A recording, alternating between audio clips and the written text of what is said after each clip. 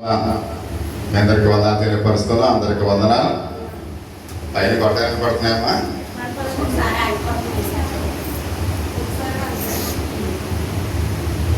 ఈ యొక్క ఉదయకాల సమయంలో కొద్ది నిమిషాలు దేవుని యొక్క వాక్యాన్ని ధ్యానించుకుందాం.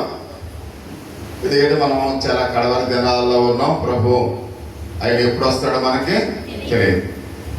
ఆయన వచ్చేటప్పటికి మనం అందరం కూడా సిద్ధపాటు కలిగి ఉండాలని పరిశుద్ధ లేఖన భాగములు మనకి తెలియపరుస్తూ ఉన్నాయి.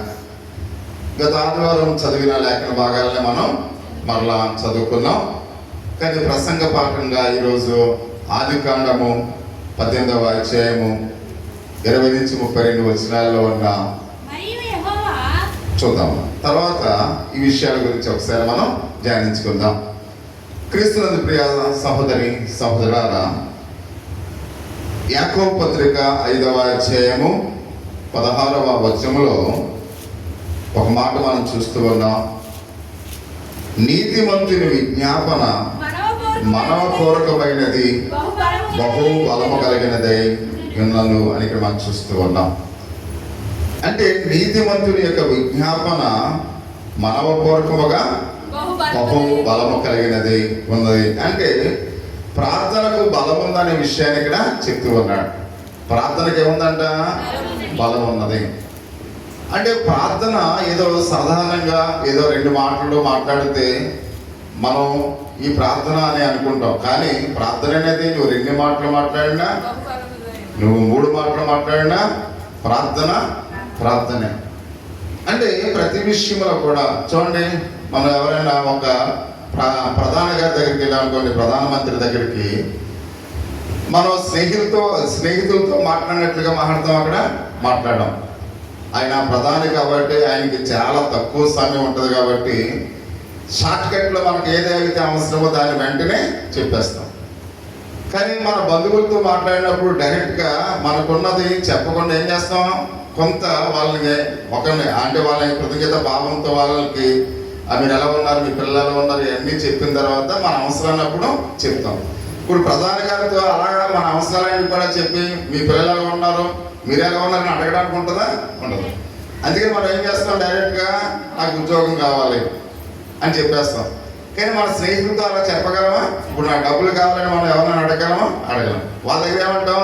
ఎలా ఉన్నారండి, మీ పిల్లలు ఎలా ఉన్నారు, మీరు ఎలా ఉన్నారు, మీ వ్యాపారాలు ఎలా ఉన్నాయి, ఇవన్నీ కూడా చెప్పిన తర్వాత అప్పుడు మన అవసరాన్ని చెప్తాం. అంటే చెప్పిన అవసరం ఒకటే, కానీ చెప్పేవారు ఇంపార్టెన్స్ని బట్టి మనం మాట్లాడుతూ ఉంటాం. అలాగే ప్రార్థన అనేది నువ్వు ఎంతసేపు చేసినా ప్రార్థనే. చూడండి, ఆ శిలువ మీద వేలాడుతున్నవాడు ప్రార్థిస్తున్నాడు. ఏమంటున్నాడు? అయ్యా, నువ్వు నాతో కూడా నువ్వు అదే నీ యొక్క దేశంలో ఉన్నప్పుడు నన్ను కూడా జ్ఞాపకం చేసుకో. అంటే ఆ చిన్న మాటలో కూడా దేవుడు, ఆ ప్రార్థన దేవుడు ఆలకించినట్లుగా మనం చూస్తూ ఉన్నాం. అంటే ఇక్కడ నీతిమంతుని యొక్క విజ్ఞాపన అంటే ప్రార్థనలో శక్తి ఎక్కడ ఉందంటే, నీతిమంతులుగా మనం జీవించినప్పుడు నీతిమంతుని యొక్క ప్రార్థనకు ఎక్కువ ప్రాధాన్యత ఉంది. అంటే మన ప్రార్థన దేవుడు వినాలి అంటే మనం ఎలా ఉండాలి? నీతిమంతులుగా ఉండాలి. నీతిమంతులుగా ఉండి మనం ప్రార్థన చేస్తే ఆ ప్రార్థన ఎలా ఉంటుందంట? బహు బలము కలిగినదై ఉంటుంది అనే విషయాన్ని మనం చూస్తూ ఉన్నాం.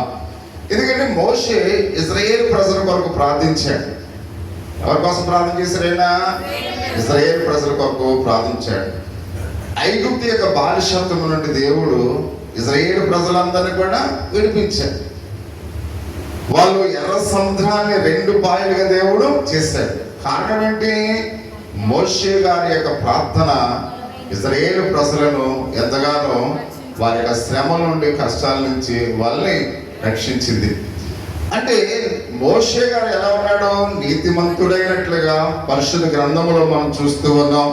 కాబట్టి అందుకనే వారి కొరకు ఎప్పుడైతే ప్రార్థన చేశాడో ఎర్ర సముద్రాన్ని దేవుడు ఏం చేశాడు? 2 పాయలుగా చేశాడు. అంటే మనము కూడా ప్రార్థన చేస్తే మన ప్రార్థన కూడా దేవుడు వింటాడు. అలాగే యెహోషువ గారు కూడా అమోరీయులతో ఎప్పుడైతే యుద్ధంలో ఉన్నారో ఇశ్రాయేలు ప్రజలు, యెహోషువ కూడా ఇశ్రాయేలు ప్రజల కొరకు ప్రార్థన చేసినప్పుడు అక్కడ ఏం జరిగింది? ఎవరికైనా గుర్తుందా? ఏం జరిగింది అక్కడ? సూర్యుడిని కొద్ది క్షణాలు అంటే కొద్ది సమయాన్ని ఏం చేశాడు? ఆఫ్ చేశాడు. అంటే వాళ్ళు యుద్ధం జరుగుతున్నప్పుడు, అమోరీయులకు ఇజ్రాయేల్ ప్రజలకు యుద్ధం జరుగుతున్నప్పుడు సూర్యుడిని ఎందుకు నిలిచి ఉన్నామన్నాడు? చరిత్ర తెలిసిన వాళ్ళకి తెలుస్తుంది. ఎందుకు అంటే సూర్యుడు అస్తమిస్తే యుద్ధం చేయకూడదు అన్నమాట. మనం చరిత్రలో మనం చూస్తూ ఉంటాం. అంటే సూర్యుడు అస్తమించినట్లయితే యుద్ధం ఆపేయాలి, మళ్ళీ నెక్స్ట్ డే మళ్ళీ యుద్ధం స్టార్ట్ చేయాలి. అక్కడ ఇజ్రాయేల్ ప్రజలు దేవుని యొక్క సహాయంతో వాళ్ళు యుద్ధం చేస్తున్నారు కనుక ఆ యుద్ధంలో అమోరీయులందరినీ కూడా సంహరించడానికి దేవుడు అక్కడ ఆలోచిస్తున్నాడు కనుక సూర్యుడు ఏం చేశాడు? మోషే ఇక్కడ యెహోషువ ఎప్పుడైతే ప్రార్థన చేశాడో ఆ సూర్యుడు అలా నిలిచి ఉన్నట్లుగా మనం చూస్తున్నప్పుడు అమోరీయులందరినీ కూడా దేవుడు సంహరించి ఇజ్రాయేల్ ప్రజలకు విజయాన్ని ఇచ్చినట్లుగా మనం చూస్తున్నాం. అంటే కొన్ని సార్లు మన ప్రార్థనలో ఎంతో శక్తి ఉంటుంది, మన ప్రార్థనలో ఎంతో బలం ఉంటుంది అనే విషయాన్ని ఇక్కడ మనం చూస్తూ ఉన్నాం. ఆ యుద్ధంలో ఇజ్రాయేల్ గెలిచినట్లుగా యెహోషువ 10, 12, 13 వచ్చిన అధ్యాయాల్లో మనం చూడవలసిన లేదు. కానీ యాయీరు తన కుమార్తె కొరకు ప్రార్థన చేశాడు. యాయీరు ఎవరి కోసం ప్రార్థన చేశాడు? తన కుమార్తె కొరకు ప్రార్థన చేశాడు. ప్రార్థన చేసినప్పుడు యాయీరు కుమార్తెను దేవుడు ఏం చేశాడు? బ్రతికించాడు. ఒకవేళ నీ గృహంలో ఎవరైనా బలహీనులుగా ఉన్నట్లయితే, ఎవరైనా అనారోగ్యంతో ఉన్నట్లయితే, సమస్యలతో ఉన్నట్లయితే, నీవు కూడా ప్రార్థన చేస్తే నీ బిడ్డలకు అది క్షేమాన్ని ఇస్తూ ఉంది. అంటే ప్రార్థన చేయాలి. ప్రతి ఒక్కరం కూడా మీ కుటుంబంలో ఉన్న సమస్యలను బట్టి మనం ఏం చేయాలి? ప్రార్థనే పరిష్కరిస్తుంది. ప్రార్థనే మనకు సమాధానం ఇస్తూ ఉంది. ప్రార్థనే మన ప్రతి అవసరాన్ని కూడా తీరుస్తుంది అనే విషయాన్ని మనం చూస్తూ ఉన్నాం. అంటే ప్రియ సహోదరి సహోదరా, ఇలాంటి బైబిల్లో ఎన్నో ఉన్నాయి, ఎన్నో వాగ్దానాలు బైబిల్లో ఉన్నాయి. ఆ వాగ్దానాలు ఎత్తి మనం ఏం చేయాలి? ప్రార్థించాలి. ఒకవేళ మన కుటుంబంలో బలహీనత ఉందనుకోండి, యాయీరు కుమార్తె ఆ యొక్క బ్రతికించే ప్రభువా, యాయీరు ప్రార్థన చేసినప్పుడు నా ప్రార్థన కూడా మీరు వినండి. మోషే ప్రార్థన చేసినప్పుడు ఎర్ర సముద్రాన్ని 2 పాయలుగా చేశాం. యెహోషువ ప్రార్థన చేసినప్పుడు అమోరీయుల మీద నాకు విజయాన్ని ఇచ్చావు. అంటే ఇలాంటి వాగ్దానాలను కూడా మనం ఏం చేయాలి? స్మరిస్తూ ప్రార్థన చేయాలి. ఇలాంటి వాగ్దానాలను కూడా మనం ఏం చేయాలి? స్మరిస్తూ ప్రార్థన చేయాలి. ప్రార్థన చేసినప్పుడు దేవుడు అవి విని ఏం చేస్తాడు? ఎబ్రేజీకి కూడా ప్రార్థన చేశాడు. ఏమన్నాడు? మా తండ్రి అయిన అబ్రహాము దేవా, ఇస్సాకు దేవా, యాకోబు దేవా, మా పితరులతో చేసిన వాగ్దానము నా జీవితంలో నెరవేర్చు, నా సరిహద్దులను విశాలపరచు అని ఎబ్రేజీ ఎప్పుడైతే ప్రార్థన చేశాడో వెంటనే దేవుడు ఎబ్రేజీ యొక్క ప్రార్థన విన్నాడు. అంటే ప్రతి ఒక్కరము కూడా ప్రార్థనలో డైరెక్ట్గా మనకున్న అవసరాన్ని చెప్పడం కాదు, కానీ ఆ అవసరాన్ని బైబిల్ గ్రంథంలో ఎవరైతే వాళ్ళకి దేవుడు ఇచ్చాడో వాళ్ళని జ్ఞాపకం చేసుకుంటూ వాళ్ళని స్మరిస్తూ మనము మన ప్రార్థన దేవునికి మనం చేయాలి. అందుకని ఇక్కడ మనం చూస్తున్నాం ప్రియ సహోదరి సహోదరా, ఇందాక మనం చదువుకున్న నీతిమంతుని విజ్ఞాపన మనవపూర్వకమైనదై బహుబలము గలదై ఉండేను అనే వాక్యం చాలా ఖచ్చితంగా కరెక్ట్గా చెప్తుంది. అంటే ప్రార్థన గొప్ప కార్యాలు చేస్తుంది. ప్రార్థన ఏం చేస్తుందంట? గొప్ప కార్యాలు చేస్తుంది. ఒకవేళ నీ జీవితంలో మానవులుగా మనం ఏమీ నెరవేర్చలేం, అంత శక్తి మన దగ్గర లేదు. అంటే దేవుడే మనకు తోడుంటే ప్రతి కార్యాన్ని కూడా మనం చేయగలం. అంటే ఆయన మనకు తోడుగా ఉండాలంటే ఆయన ప్రార్థనలో మనం ఆసక్తి కలిగిన వారమై ఉండాలి అని మనం చూస్తూ ఉన్నాం. అందుకనే ప్రియ సహోదరి సహోదరా, క్రీస్తు యొక్క అదే కార్యము ద్వారా మనము నీతిమంతులుగా చేయబడ్డాం. అంటే నీతిమంతుని ప్రార్థన అని పరిశుద్ధ గ్రంథంలో తెలియపరుస్తూ ఉంది. మనము ఎలా నీతిమంతులం అయ్యాం? క్రీస్తు చేసిన కార్యాన్ని బట్టి. ఆయన మన కోసం సిలువలో తన ప్రాణాన్ని అర్పించి తన స్వయ రక్తాన్ని మన కోసమైన కలువరిలో చిందించాడు కనుక ఆయన విలువైన రక్తం మనల్ని ఏం చేసింది? నీతిమంతులుగా చేసింది. అంటే దేవునిలో ఎవరైతే విశ్వాసం కలిగి ఉన్నారో, దేవునిలో ఎవరైతే ఉన్నారో వారందరూ కూడా నీతిమంతులే. మనందరం కూడా నీతిమంతులమై ఉన్నాం. అంటే మన ప్రార్థన కూడా బహుబలమైనది. మన ప్రార్థన కూడా ఎలాంటిదంట? బహుబలమైనది. చిన్న పిల్లలు మొదలుకొని వృద్ధుల వరకు ప్రతి వాని యొక్క ప్రార్థన బహు బలమైనది. అందుకనే ప్రార్థనలో కార్యాలు జరుగుతాయి కాబట్టి మనం ప్రార్థన చేయాలి. ప్రతి ఒక్కరం కూడా మనం ఏదైనా అవసరం వస్తే ఇతరులకు మనం చెప్తూ ఉంటాం, కానీ దేవునితో చెప్పాలి, దేవునితో మాట్లాడాలి, దేవునితో మన యొక్క కష్టాన్ని పంచుకోవాలి. అప్పుడే దేవుడు మనకు అనేకమైన పరిష్కార మార్గాల్ని ఇస్తాడు.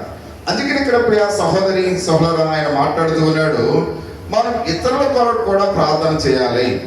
కేవలం ప్రార్థన మన గురించి మనమే మాత్రం కాదు, కానీ ప్రార్థన ఎవరి కోసం చేయాలంట?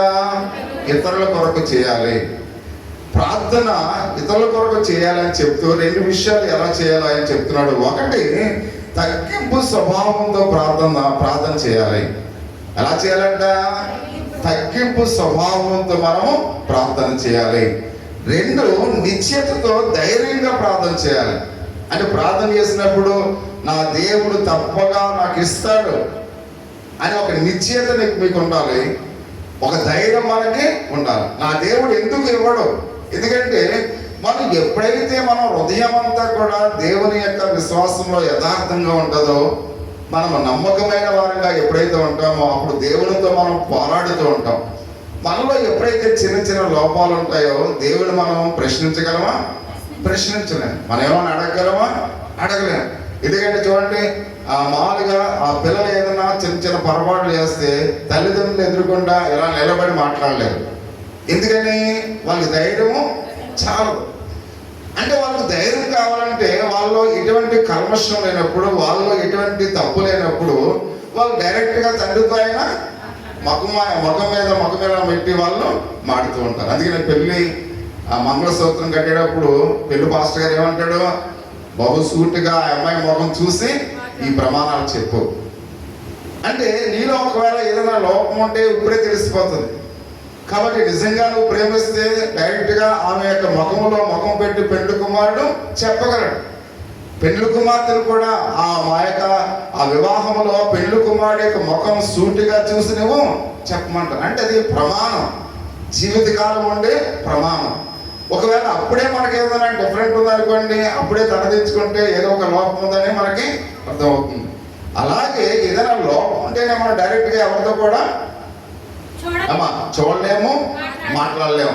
ఒకవేళ మనలో ఏదైనా లోపం ఉందని ఇక్కడ చాలాసార్లు చెప్తుంటాను, కాలు ఇటు కిందకి చూసి ఇలా అంటామో అది ఇలా అనుకుంటామో మాట్లాడతాం. అంటే సంథింగ్ మనలో ఏముంది?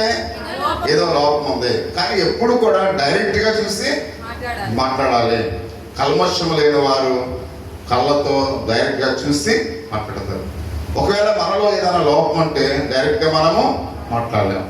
అందుకనే ప్రార్థనలో కూడా మనము కూడా దేవునితో అడిగేటప్పుడు ఒక నిశ్చయత మనకు ఉండాలి, ఒక ధైర్యం మనకు ఉండాలి. దేవా, ఎందుకు నీవు నా జీవితంలో ఇది నెరవేర్చలేవు? ఎంతో విశ్వాసంతో నీ సన్నిధానంలో ప్రార్థిస్తూ ఉన్నాను అని తగ్గింపు యొక్క స్వభావంతో, విశ్వాసంతో, నిశ్చయతో, ధైర్యంతో మనం ఏం చేయాలంట? ప్రార్థించవలసిన వారమైనట్టుగా మనం చూస్తూ ఉన్నాం. నేటి వాక్య భాగంలో పితరుడైన అబ్రహాము గారి గురించి, పాత నిబంధన విశ్వాసులకు తండ్రిగా ఆయన ఉన్నాడు. ఆయన ఎవరికి తండ్రిగా ఉన్నాడంట? విశ్వాసులకు. అంటే మనందరికీ కూడా ఆయన తండ్రి అయి ఉన్నాడని పరిశుద్ధ గ్రంథం మనకి చాలా తేటతెల్లగా ఆయన తెలియపరుస్తూ ఉన్నాడు. అంటే